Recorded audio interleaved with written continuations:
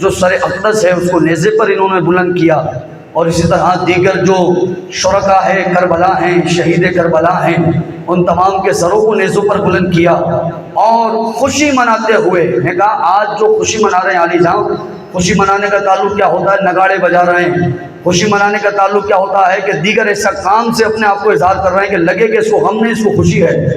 خوشی مناتے ہوئے، اعلان کرتے ہوئے وہ کوفے کی طرف جا رہے ہیں۔ تو خوشی تو منانی تھی ان کو، کس بات کی خوشی منانی تھی؟ کہ ہم جیتے، اور جو بھی جنگ جیتتا ہے وہ تو خوشی مناتا ہے، جو بھی جنگ جیتتا ہے وہ تو اپنی اعلان کرتا ہے کہ ہم فتح یاب ہیں، ہم جیتے ہیں، ہمیں جو ہے وہ نصرت ملی، ہمیں وہ مدد ملی، ہمارے سروں کو بلندی ملی، وہ خوشی مناتے۔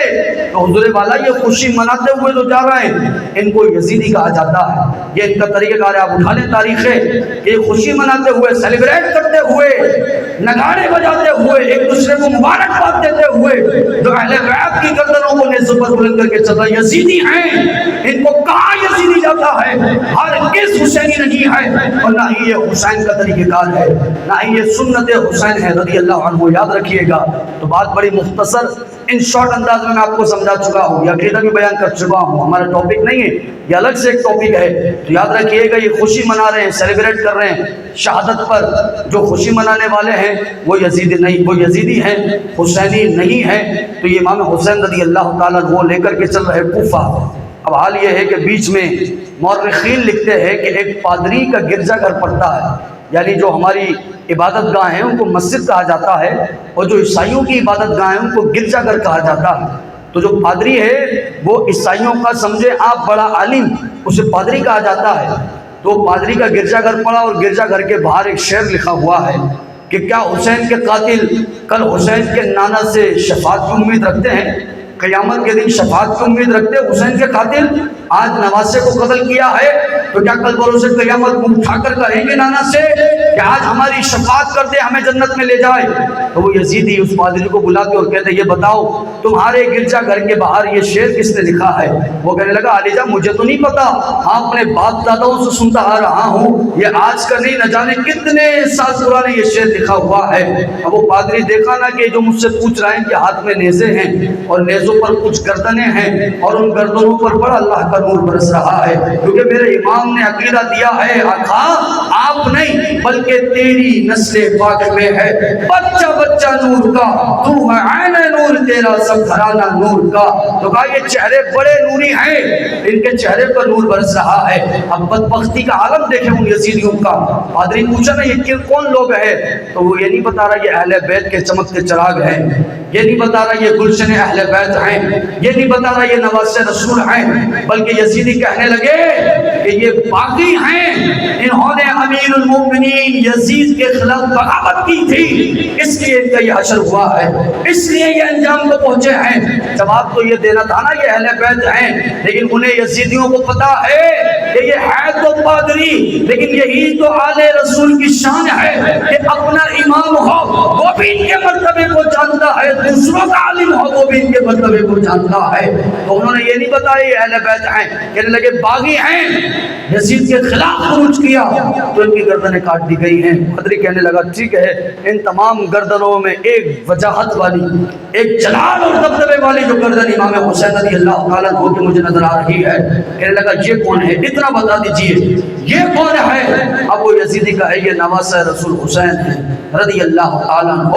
تو پادری کہنے لگا او بے بدبختو تمہیں شرم نہیں آتی؟ میں تو تمہارے دین کا ہی کوئی نہیں، تمہارا تو دین الگ میرا دین الگ، میں عیسائی تم مسلمان، لیکن حال یہ ہے کہ تمہیں اپنے نبی کے نواسے کی پاسداری نہ رہی، تمہیں شرم و حیا نہ آئی کہ تم اپنے نبی کے نواسے کو ہی شہید کرائے۔ اگر ہمارے ساتھ ایسا ہوتا تو ہم تو اپنے نبی کے جو رشتہ دار ہیں، جو ان سے تعلق رکھنے والے ہیں، ان کی بڑی تعظیم و توقیر کرتے ہیں، تمہاری طرح نہیں کہ اپنے نبی کے نواسے کو شہید کرتے پھرے۔ وہ پادری کہنے لگا یہ 10,000 درہم ہے نا، لالچی ہے نا، وہ یزیدی لالچی ہے، پیسوں کے لیے سب کچھ کیا ہے، کہا یہ 10,000 درہم ہیں، یہ تم تم لو اور ایک رات کے لیے ان تمام میں جو یہ سر ہے نا جو سب سے زیادہ چمک رہا ہے جس کو حسینی سر کہا جاتا ہے، ایک رات کے لیے مجھے دے دو۔ یزیدی لالچ سے کہا 10 درہم مارے، ایک رات کی تو بات ہے، 10,000 درہم آ رہے ہیں، ایک رات کا کون سا بڑا مسئلہ ہے؟ ایک رات کے لیے اس پادری کو وہ سر دے دیا ہے۔ مورخین نے لکھا پادری اپنے ایمان کے قبول کرنے کا واقعہ بتا رہا ہے، جس واقعے کو کتاب پر کتاب نقل کر دیا گیا ہے۔ وہ پادری کہتا ہے ساری رات میں نے اس سر کو غسل دیا ہے، اس کے قریب قریب میں نے خوشبوئیں لگائی ہیں، اس کے قریب ہاتھ باندھ کے بیٹھا رہا۔ رات کے تہائی حصے میں نے دیکھا ہے آسمان سے ایک نور کی کنڈیل نیچے آ رہی ہے جو اس سر کے ساتھ لٹک چکی ہے، اس سر پہ برس رہی ہے۔ وہ پادری سمجھ گیا اور جب نواز سے کوئی اتنا نوری بنایا ہے تو لانا کو اللہ نے کتنا نوری بنایا ہوگا۔ اپنی وجہ ایمان لانے بیان کر رہا ہے کہ میرے کلمہ پڑھنے کی وجہ یہ ہے کہ میں حسین کے چہرے کے نور کو دیکھ کر کہا اشہد ان لا الہ الا اللہ واشہد ان محمد رسول اللہ، اور یہ لوگوں نے جان لیا ہے۔ اور تو حسین کو سمجھا کیا ہے؟ حسین زندہ ہو تب بھی تبلیغ کرتا ہے، سر کٹ جائے حسین کا سر تبلیغ کر رہا ہوتا ہے۔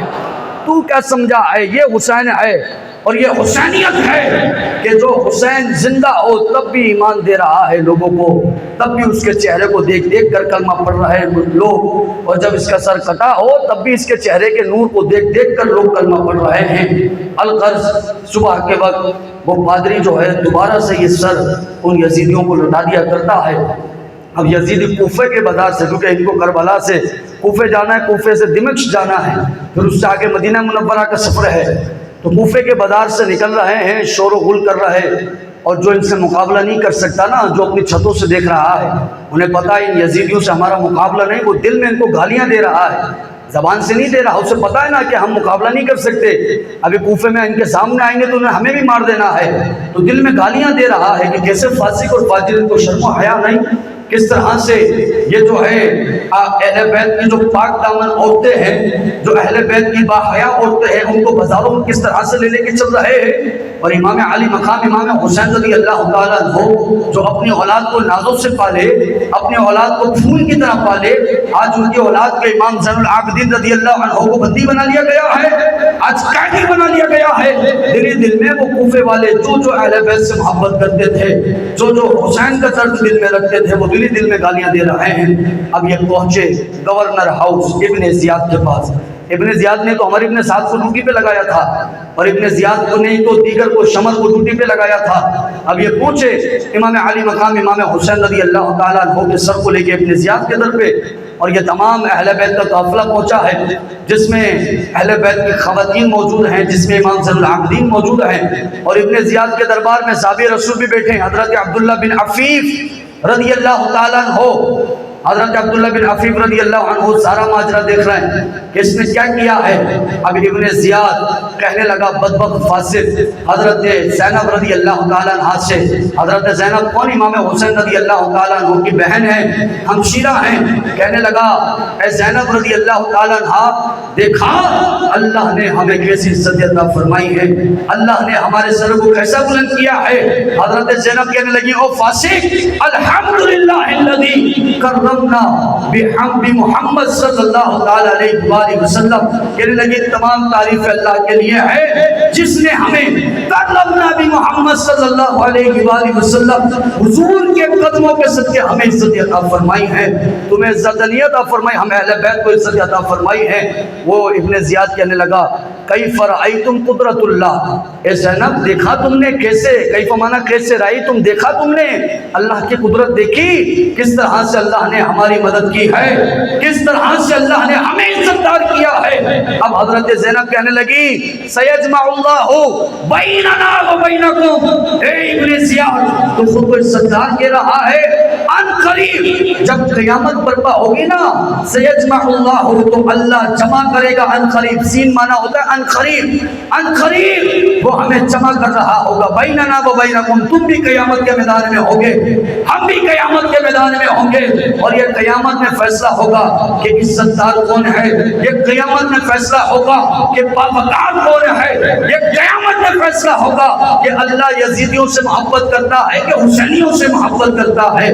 تو حضرت امام زین العابدین رضی اللہ تعالیٰ عنہ سے بھی برداشت نہ ہوا، آپ آگے بڑھ گئے اور کہنے لگے اے ابن زیاد، تیری بدبختی اور تیری فاسقی کا عالم یہ ہے، تیرے فجور کا عالم یہ ہے کہ وہ حسین جو ساری زندگی دین اسلام کے خاطر کھڑا رہا، حق اور حق کے ساتھ کھڑا رہا، باطل کے خلاف کھڑا رہا، ہمیشہ اپنی گردن کو باطل کے آگے نہ جھکائے، حق کے لیے کٹاتا رہا، تو اس حسین کو برا کہہ رہا ہے اور تو اپنے آپ کو اچھا کہہ رہا ہے، تو یزید کو حق پرست کہہ رہا ہے اور حسین کو باطل پرست کہہ رہا ہے۔ امام زین العابدین کہنے لگے او اللہ کا خوف نہیں، تجھے ڈر نہیں، کل بروز قیامت کیا جواب دے گا؟ جب میرے نانا نے سوال کر لیا، تجھ سے پوچھ لیا کہ تیری مجال کس سے ہوئی کہ تو نے نواسہ رسول پر حملہ کیا ہے، تیری مجال کس سے ہوئی کہ نواسہ رسول کی گردن کاٹ دی گئی ہے؟ ابن زیاد کہنے لگا یہ کون ہے؟ کہا یہ حسین کا بیٹا امام زین العابدین رضی اللہ عنہ ہے۔ کہا اسے کیوں چھوڑا ہے؟ اس کو بھی قتل کر دیا جائے۔ جب اس ارادے سے اس کو غلام آگے بڑھتے تو جو اہل بیت کی عورتیں ہیں وہ سب امام زین العابدین کے آگے آ جاتی اور کہتی ابن زیاد کو کہ امام زین العابدین کے قتل سے پہلے، ان کی شہادت سے پہلے ہم جتنی اہل بیت کی عورتیں ہیں تو نے ہمیں شہید کرنا پڑے گا۔ اگر تو تلوار ان پر چلاتا ہے تو پہلے ہم پر تلوار چلانی پڑے گی۔ تو صحابی رسول بیٹے نا حضرت عبداللہ بن عفیف رضی اللہ عنہ سارا اہل کوفہ ان کی عزت کرتا ہے۔ حضرت عبداللہ بن عفیف کھڑے ہو گئے اور حضرت عبداللہ بن عفیف ابن زیاد کو کہنے لگے او ابن زیاد، تجھے شرم و حیا کوئی نہیں؟ پہلے تو حسین پر ظلم و ستم کرتا ہے، حسین کے گھرانے پر ظلم و ستم کرتا ہے، اب تو حسین کا جو آخری چشم و چراغ ہے تو اسے بھی مٹانا چاہتا ہے، تو اسے بھی بجھانا چاہتا ہے۔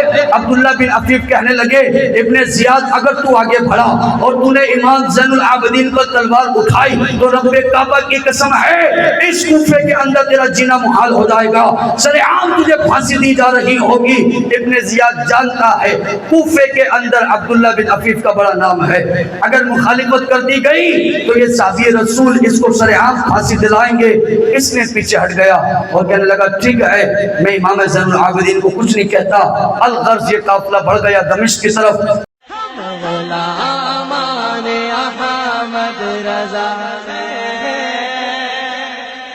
کوئی بھی ہم سے جیتا نہیں۔